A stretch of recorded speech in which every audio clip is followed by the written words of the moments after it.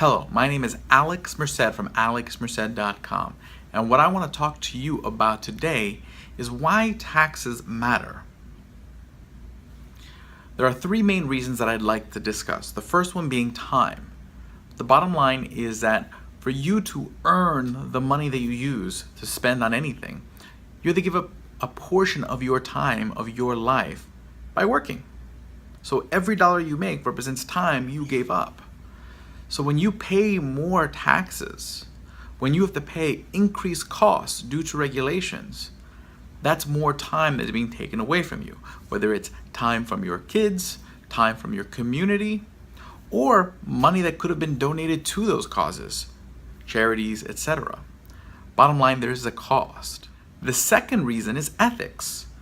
Many businesses will oftentimes be kind of generous with their return policies, practice very ethical business practices, oftentimes because of a higher profit margin. So there isn't so much pressure to try unsavory sales tactics, etc.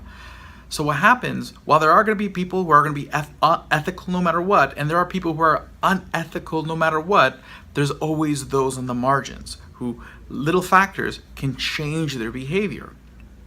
And in this case, what happens is that if you trim down on the profit margins of a business, whether by taxing them more or increasing their costs through regulations, what's going to happen is that the extra dollar from that next sale becomes that much more important in order to keep the doors open.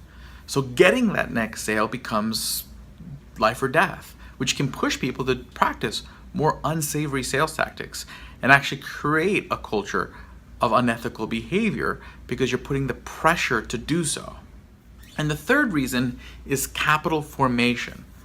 At the end of the day, money cannot be invested that was not put to the side by somebody else.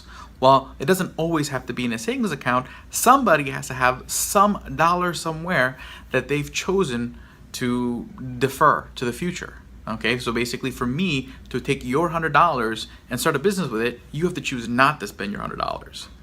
So what happens is if you tax people more, or you increase their costs through regulation, they're going to have less of those extra dollars, which they can put to the side for investment, to create those businesses that employ people tomorrow, to develop the innovations that save lives and change lives. So at the end of the day, taxes and regulation matter because they impose a cost on your life. It doesn't necessarily mean you have to think that we want to get rid of all taxes. It doesn't necessarily mean you have to think that we want to get rid of all regulations. But it's imperative that you don't go overboard and tax when you don't have to or regulate when you don't have to. Because every time you can reduce a regulation, every time you can reduce taxation, there are benefits in the terms of time, ethics, and capital formation that can be gained.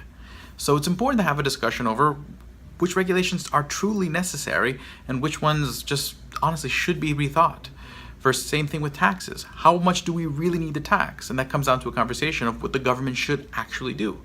Because you need to tax whatever you need to pay for the government that you have. The question is, how much government do you want to have? Or how much government do you really need? So that way you can reduce those costs and tax less and regulate less. So let's have this conversation. My name is Alex Merced from alexmerced.com, and thank you for watching.